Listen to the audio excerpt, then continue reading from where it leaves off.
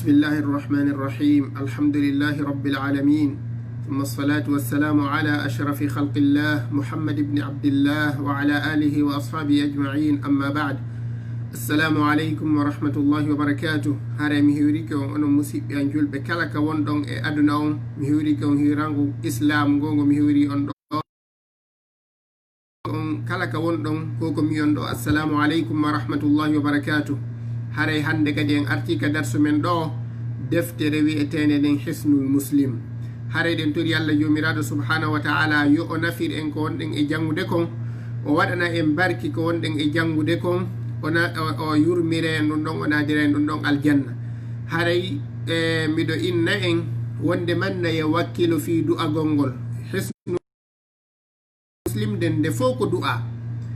nde fof koko du'otoɗa fi hiwgol hoorema ko du'otoɗa fi hoorema haray non wata a weddito fi du'anagol hoorema andita ayeje ɗiɗi alqur'ana allah jomiraɗo subhanahu wa ta'ala dali inna allaha wa malaikatahu yusalluna ala nabi ya alayhi wa sallimu taslima ka allah jomiraɗo subhanahu wa ta'ala dali ɗon wal malaikatu rabbihim wa yu'minuna bihi wa yastaghfiruna lilladhina amanu ربنا وسعت كل شيء رحمة وعلما فاغفر الذين تابوا واتبعوا سبيلك وقهم عذاب الجحيم حاوتي نيران ديدو آيجي على داليون صلي عليكم وملائكته ليخرجكم من الظلمات هاري الله جوميرادو سبحانه وتعالى جيبني ديدو آيجي وند من الله Allah e malaikaɓe no juulude nelaɗo no du'anade nelaɗo juulugo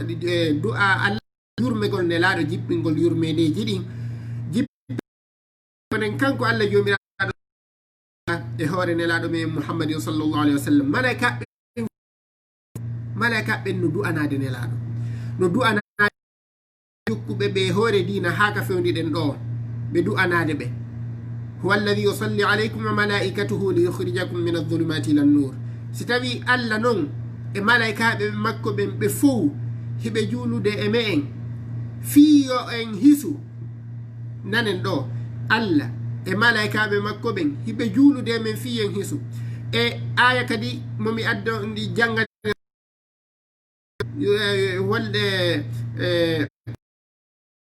بحمد ربهم ويؤمنون به ويستغفرون للذين ربنا وسعت كل شيء رحمة وعلما فاغفر للذين تابوا واتبعوا سبيلك ناريدو ملائكة بن دعانا دي انكدي حري ستوي الله ندعانا دي ملائكة بن دعانا دي ميدو لاندو ono wonɓe heɗitade oɗo vidéo on fo haray enen hiɗen hani welsindade fi du'anagol hooreme en haray ɗen hani welsindade wallahi haray en hana welsindade haray ɗen hani tinnade wakkilade enen kadi no du'oranen hoore men hara en seedali e du'a bimbi e kikiɗe siɗa walade du'oɗa sa immike bimbi du'oɗa sa juuli du'oɗa kala ka wonɗa du'anoɗa hoore ma du'anoɗa ɓiɓɓe maɓe du'anoɗa baba en ma mawɓe maɓe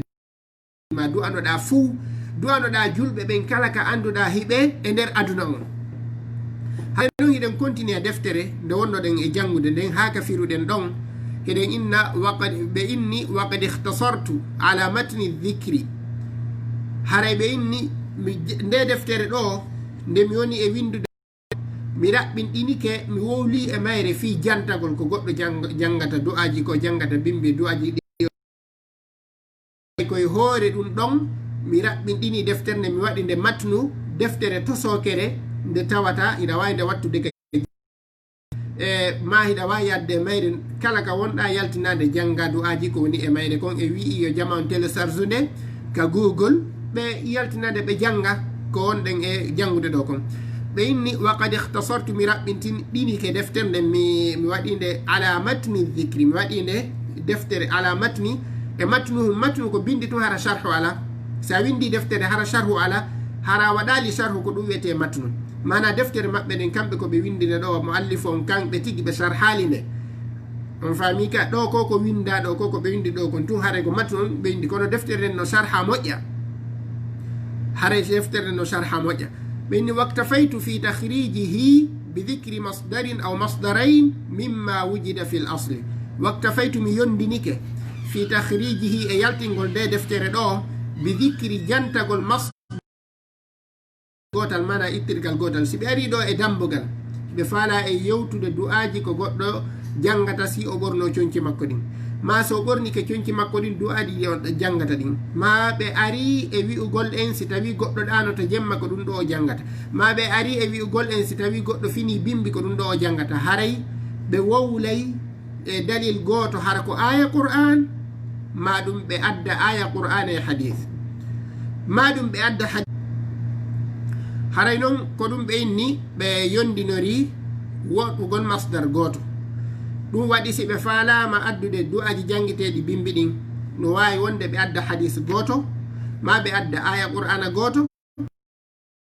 masdar imma ka qur'an ma ka hadis ma ɓe adda ayaje qur'ana tawa hadiseje kadi no e mu'um ɓe adda ɗen hadiseje ɗon ko ɗoni masdar si ɓe masdar ko ittande wotere mana nokkure wotere ittugol ka qur'an ittugol dalil on ɓinna ɓe imma ɓe itta ka qur'an aw masdarain ma ɗum ɓe itta ka alqur'ana e ka sunna tawa nela ɗon no yewti ayaje qur'ana ɗe wano ayatal kursi jangol ayatal kursi bimbi be ma kikiɗe be e jangeteɗi bimbi e kikiɗe mimma wujida fil asli mana ɗum ko tawa ka aslu deftere maɓɓe ɗen hiɗen andi deftere maɓɓe ɗen aldicre waddua wal ilaj birruqa min alkitabi wa sunna nden ɗon ko nde aslu e o ta'lif ɗo kono mimma wujida fil yiltitade ka qur'ana e ka sunna puisque ɗum ɗon qur'ana on e sunna on ko aslu fi allifagol ɓe nde ɗo deftere ma wujida fil asli ko tawa kon ka aslu ka alqur'ana e ka sunna puisque ɗum ɗon ko aslu e fi allifagol deftere maɓɓe nde goɗɗo ɗo kadi wawi wonde aslu on hara ko yiltitugol e deftere maɓɓe nde ɓe allifinode wolɗen ɗo inde mum nden nden ɗo kadi sa yiltidide ko nafsu chey ko tawata ton kon ko egga ka alqur'ana e ka sunna sa yiltiti a inni aslu on ko alqur'ana e sunna ɗon a raɓɓinɗin rawol ngol sa inni aslu on mawjida fil asli on ko deftere maɓɓe nde ɓe allifi ndene wolɗe ndene ɓe woli fi mum nde wiɗen aldicre warruqa haray ɗon a aray ɗon a juutini lawol ngol kono hay sa yehi ton kadi ko tawata koko woni kon koko ɓe yewti ton ko tawata kon no ka alqur'ana e ka sunna ɓenni mimma wujida mimma ɗum ko tawa fil asli ka aslu waman arada marifata alsahabi aw ziyadatan fi ltahrij fa alayhi birrujui ila al asli haray kala faalaɗo marifata alsahabi sahabajo mo ɓe wowli ɗo inde mum nden ɓe inna aba dhar ma ɓe inna aba hurayra ma ɓe inna andude fi on sahabajo ɗum wo faalaɗo andude fi on sahabajo ɗum aw ziyadatan fi tahrij ma ɗum e hadiseje ɗuɗuɗe ko yaltina fi hadiseje yewti kon haron tigi no faala yanñude fi hadiseje ɗen no ɗe yaltinira noon e sahaba ɓen e sellugol hadiseje ɗen mo faala yo ɓeydo haray toujours fa alayhi no defimo no fawimo birruju e yiltitagol ilal asli ka aslu ka deftere maɓɓe nde ɓe yewti en nde wiyetende aldicre waddua wal ilaj min alkitabi wa hara o yiyay ton ko yaajina ko yowodiri e hadise on e ko yowodiri e turuqaji hadiseje nen ko filliɓe hadise ɓen ɓenni wa asalullah azza wa jalla wa asalullah miɗo toro allah azza towuɗo wa jalla mawnuɗo bi asma'ihi e inɗe makko ɗen miɗo tororamo inɗe makko ɗen alhusna moƴƴuɗe ɗen inɗe allah ɗen fof ko moƴƴuɗe allah no inne al aziz himo inne aljab inne al malik himo inne al hakim ɗeɗo inɗe allah no mari inɗe koɗe husna ɗe fof hiɗe moƴƴi inɗe allah ɗen ɗe fof majje ɗe moƴƴi asma'uhu kulluha husna inɗe allah ɗen fof hiɗe moƴƴi haray noon ɓe inni ɗo ɓe tororo allah iɗen ɗon inɗe joni si tawi goɗɗo no torade allah si tawi hawri ko fi toroɗa aziz a faala doole ko allah wallirama doole makko ɗen fi folugol kefero ma fi folugol goɗɗo goo tororoɗa allah ya aziz si tawi ɗa faala yo Allah yurmema inna ya rahman ya rahim siɗa faala yo Allah jomiraɗo subhanahu wa taala yurmema si tawi ɗa faala yo Allah yafanoma bakkude maɗen toroɗa Allah yo Allah yafanoma bakkatuji maɗin inna ya ghaffar adh-dhunub ko ayyo Allah yafotoɗo bakkatuji mi tori kama yafanan bakkatuji anne haray asma'ullah inɗe Allah ɗen ɗe 99 ɗeɗo inɗe fof ko waru ko haton jinɗa kon ɗay torade Allah kon noddira Allah ɗen inɗe ɗon haray Allah jomiraɗo subhanahu wa taala ɗoni no wodi nokkede wino gasay ka Google sontiki windi asma'ullahi al-husna ɓe yaltinanemo ɗon inɗe ɗen fof wa sifatihi al-ula sifaji Allah ɗin no Allah jomiraɗo subhanahu wa taala sifori noon eɗen andi asma'uhu wa sifatuhu sifatuhu e sifaji makko kanko Allah jomiraɗo subhanahu wa taala ɗi o sifori ɗin ɓana ɓe inni heɓe tororo Allah inɗe makko ɗin fof e sifaji makko ɗin fof an yaj'alahu nde Allah waɗata deftere nden khalisan ko nde laɓɓinanade hara ko nde gollira ko li wajhihi l-karim ko sabu Allah tun hara deftere maɓɓe nde ɗo yo Allah waɗu hara ko nde gollira ko sabu maɓɓe kamɓe goɗɗo goo naata ton ko sabu Allah tun deftere nden allifora haray noon wa an yanfa'ani bihi ene Allah jomiraɗo subhanahu wa taala nafirtalan deftere nden goɗɗo sa windi deftere e yewti kadi ɗe balɗe ɗo diina koko gollitirɗa kon nawi a wiya adkari karama ko kaari e ceerno kaari kono a gollitirta adkaru sabahi wal masai a diina kam si tawi ko a karamakojo yamirowo yo yimɓe ɓen finance jawle maɓɓe ɗen an tigui an o karamakojo yamirowo yo jama maɓɓe ɗen an tigui ko Allah wonma e okkorde kon ko ya finance e muɗum aynaka fota e yimɓe hedditiɓen fof a fota e patron ɓe tawa ko hertaniɓe kono noon ber ko Allah sikuma ko yodi ko wonɗa e ƴettude jawdi madin finance fi sabilillah harana kala ko heɓuɗa o ko ya wattu ka jiifa ma darnira ƴetta an karama ko jon kala ko heɓuɗa hara wallitota ko miskino e tampuɗo ƴetta tawa ƴette mbuuɗi ko heɓuɗa kon fof ko fima an tun an a watta financement hay fus hara ɗum ɗon ko ella molanaɗo goto fof goto taway ɗo hino arsikede goɗɗum ma himo wajade yimɓe ɓen ko woni wajade ko yo eto gollira ko ɗum ɓenni wani en faani ko ɓe tori Allah taw premier ko nde Allah nafirta ɓe nde ɗo deftere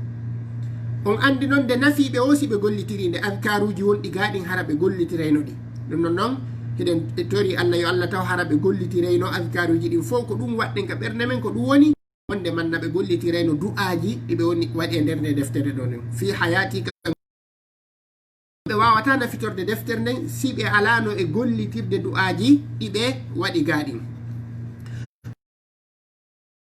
mayde simi maayi kadi yo Allah nafiran deftere nden sabu ko julɓe ɓen woni nde e gollirde kon hare noon ɓeɗo ɓe feƴƴini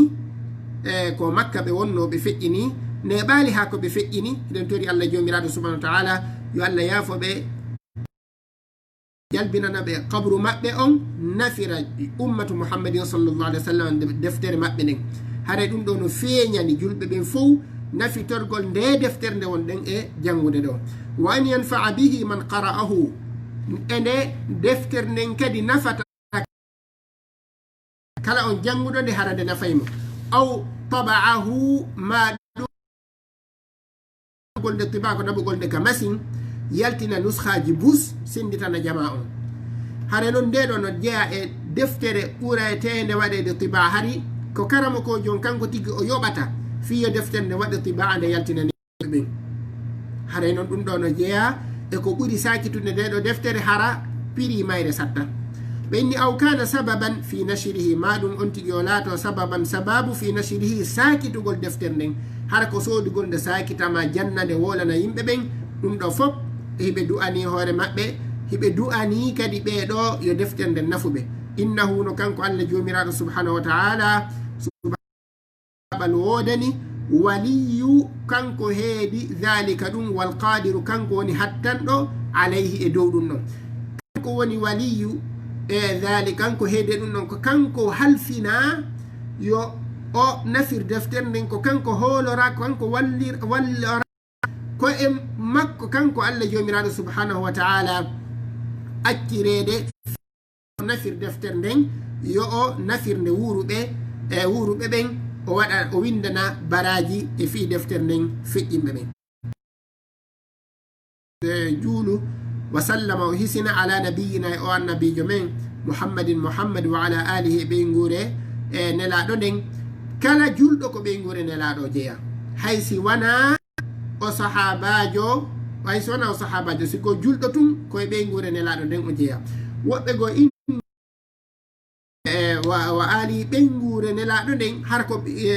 ashiratuhu mana musidɓe makko ɓen kono ko ɓuuri yarede kon ko ɓuuri jiccude ɗo kon wa ala alihi kala julɗo koye ɓeygure nelaɗo nden o jeeya ko wannon nelaɗo ko wa ma arsalnaka illa rahmatan lil alamin ko fop aduna on fof nelaɗo sallllahu alayhi wa sallama nela e mum wa ala alihi ɓeygure nelaɗo nden wa ashabihi e sahabaɓe nelaɗo ɓen kadi yo allah yurme ɓe yo allah hisimɓe wa man tabi'ahum jokkuɓe ɓe jokkirɓe ɓe bi ihsanin no moƴƴiri jokkuɓe ko sahabaɓe ɓen accunokon e diina jokkiri ɗon no moƴƴiri ila yawmi dini ha ñalande joddi diina haray noon hiɗen hatta ɗo nden tori jama on rewtagol moƴƴa haray gila yontere arore ɗo nden ma seeɗa en fuɗɗoto janngugol du'aji ɗin haray ɗo kaka muqaddima wonɗen ɗo en gayni muqaddima on hande kadi gila yontere hande en natay e darsuji ɗin haray kon ɗum mi sakkitorta ɗo ɓaytun en andi Allah daali Allah wi'i ka alquran inna Allah wa malaikatahu yusalluna ala nabi Allah no julde nelaɗo on enen kadi en andi ɗum ɗon ko du'a Allah no jippinde yurmede makko nden go'o en andi kadi malaika ɓen no du'anade en wata en raɓɓinɗino e du'a Allah no yurmede en mo jippinde du'a e hoore men yurmede ko ɗum won du'a Allah on e me en ko jippingol yurmede makko nden en andi malaika ɓen kadi no du'anade en ayeje qur'ana ɗe mi jangi ka fuɗɗorde ɗe ayeje ɗo huwa alladhi yusalli alaykum wa malaikatuhu liyukhrijakum min adh-dhulumati ila an-nur Allah e malaika ɓen no du'anade en wata en raɓɓinɗino e du'anagol hoore me en ko ɗum mi tori en du'ano hoore ma du'anoɗa ɓeyguli maɗi ma ɓeygu ma du'anoɗa ɓiɓɓe ma ɓen du'anoɗa julɓe ɓen ɓe annduɗa ɓen bimbi e kikiɗe du'anoɗa waɗen du'odirangol hakkude men eɗen tori Allah jomiraɗo subhanahu wa taala yo Allah wurnu en e hoore ko yiɗi o wela o ƴettita en haray mo wela en o naade en aljannare eɗen hatta ɗo fiwata darso en juutu ha feƴƴita كما صليت على إبراهيم وعلى آل إبراهيم في العالمين إنك حميد مجيد اللهم بارك على محمد وعلى آل محمد كما باركت على إبراهيم وعلى آل إبراهيم في العالمين إنك حميد مجيد هارينا أو درس من دون مري جروب واتساب مودني لان ني جروب واتساب تون في يوا وريوتا غول موجا هارينا كلاول كيسال دو نيمورو ان اون فيديو جيبوي إمي جيبيني غا سيون تيجي نو فالا هنداد نيمورو ان دير فيديو جي إمي جيبيني دين تنتين نون أراني دون يتون نيمورو ان o addananmi message mi ajutamo ka groupe whatsapp wonande o darsu men ɗo wa sallallahu wa sallam wa baraka ala nabina muhammadin wa alihi wa sahbihi ajmain wassalamu aleykum wa rahmatullahi wa barakatuh